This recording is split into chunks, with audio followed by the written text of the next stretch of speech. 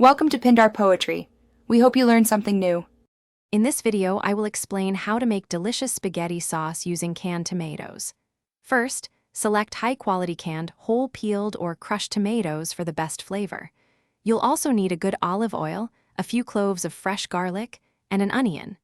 These foundational ingredients are key to building a rich and authentic sauce that everyone will love.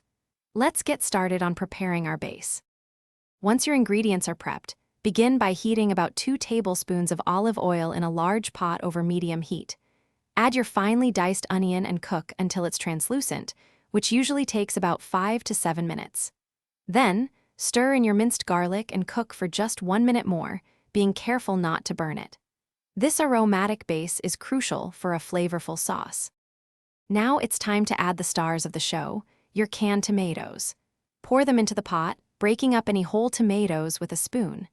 Stir in a pinch of sugar to balance the acidity, along with dried oregano and basil. Bring the sauce to a gentle simmer, then reduce the heat to low, cover, and let it cook for at least 30 minutes or even longer for deeper flavor. After simmering, taste your sauce and adjust the seasonings. Add salt and freshly ground black pepper until the flavor is just right. For an extra layer of richness, you can stir in a tablespoon of butter or a splash of heavy cream.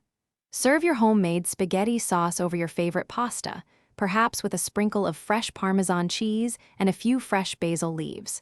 Enjoy your delicious meal. Thanks for watching. Consider subscribing if we helped you.